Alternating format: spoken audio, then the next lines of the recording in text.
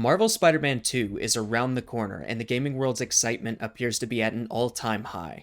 And this sentiment is completely justified. Spider-Man is one of the most popular characters in all of pop culture, and Insomniac did him perfect justice in their 2018 title. The combat felt nimble, quick, and powerful, and allowed a surprising number of attack, web, and gadget combinations. The web swinging was finally nailed after years of fans begging for an open-world experience superior to that of 2004's Spider-Man 2.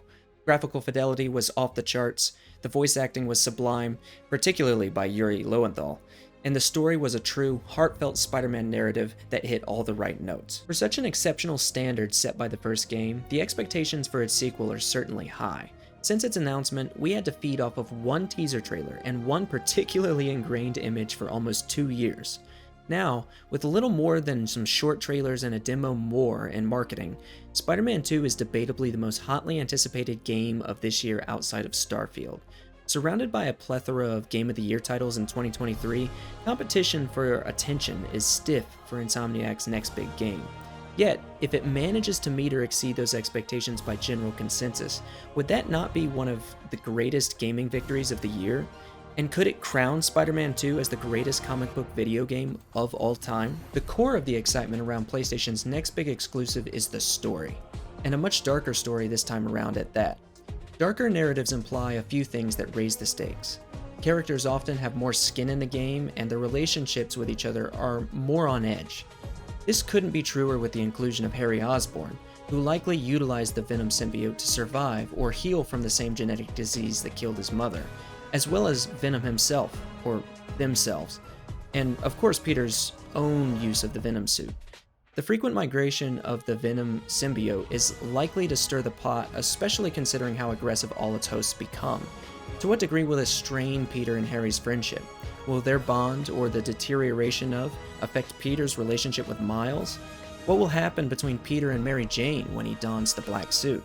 How will Harry's father, Norman, react to these changes and these relationships, and the ultimate outcome for his son? These questions exemplify how high the stakes are for everyone in the game, and we have yet to even mention Kraven's hunt, Kurt Connor's transformation into the Lizard, and Miles' unfinished beef with Martin Lee. It is difficult to recall a gaming story that is so involved and emotionally complicated with so many moving parts in only its second main installment. Perhaps the only titles that come to mind with such gravity is The Last of Us Part 2, or perhaps God of War Ragnarok. And these feelings are only based on what we know. You may recall that Insomniac pulled a trick on us last time. Prior to Spider-Man 2018's release, we had no idea who the main villain was.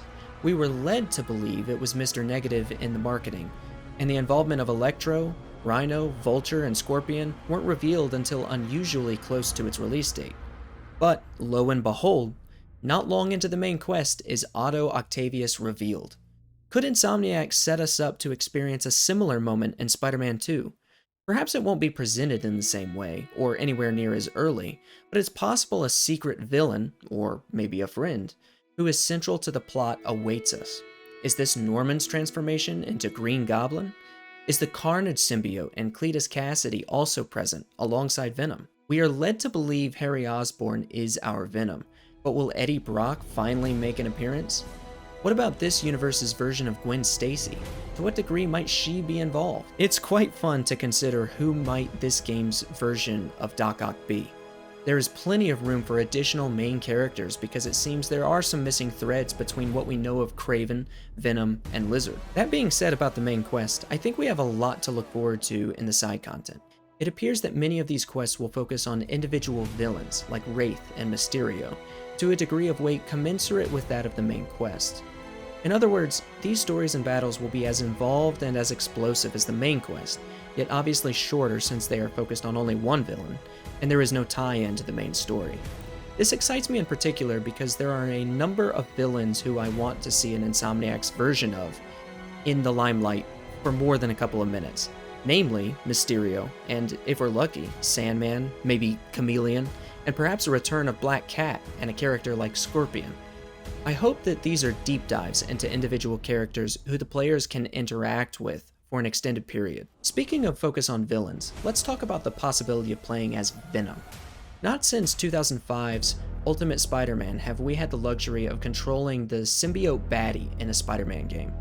Will Insomniac pull a Naughty Dog and have us play the villain for a while to sympathize with his plight? It's certainly possible. We already have access to symbiote powers as black-suited Spider-Man. Why shouldn't Insomniac expand upon those features just a tad more for a larger, angrier symbiote character? After all, what has Insomniac been working on all this time throughout development?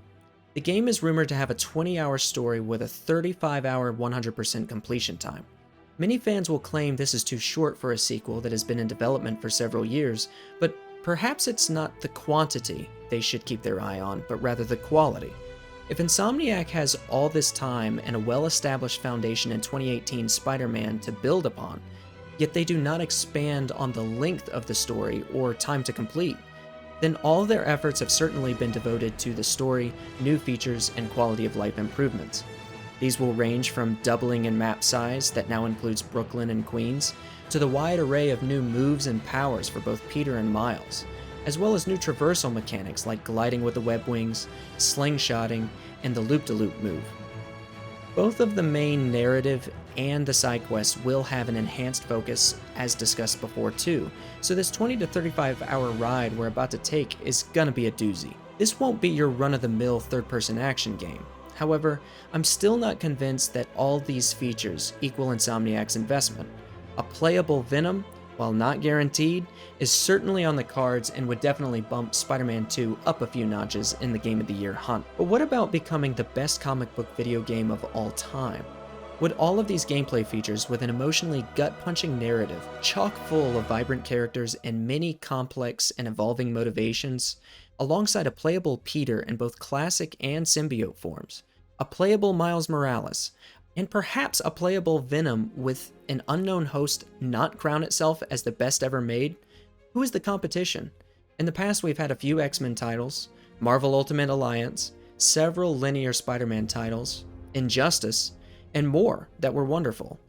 But none probably come close to the Batman Arkham series, some of which are among my favorite games of all time.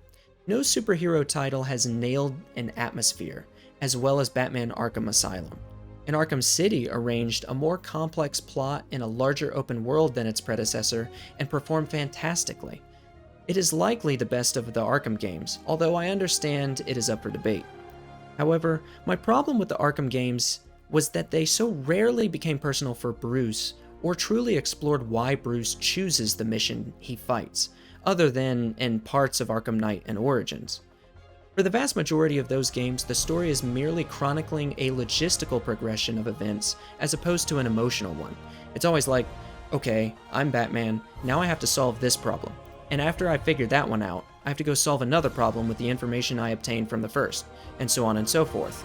It's a lot of fun, but whenever it does get emotional, the weight is light because so few characters are emotionally involved, and there wasn't a ton of build-up to those moments. With these characters of the competition in mind, one could argue that 2018's Marvel Spider-Man is already the best comic book video game of all time due to its success with a personal, complex emotional narrative. But just in case we decided to tie it with one of the Arkham titles, we can look forward with confidence to Marvel Spider-Man 2 taking the cake, so long as Insomniac spends plenty of time with Peter, MJ, Miles, Harry, Norman, Craven, and all the others. It needs to give their motivations and decisions plenty of context and time to breathe, and test the relationships between these characters with appropriate pace. There are so many crazy, wild things that could happen in this game, which usually is a good sign that the plot is properly set up. No other comic book title, and hell, few other video games in general, have ever been as prepared as Marvel Spider-Man 2 to unleash an emotional narrative that rivals all fictional media. I cannot wait for October 20th, and neither should you, because it will likely be a day for the video game history books. How good or bad do you think Marvel Spider-Man 2 will be? Do you have any theories on what direction the story will take? Let me know in the comments below. If you enjoyed the video, please drop a like, and if you want to see more content like this, consider subscribing. But until next time guys, take care.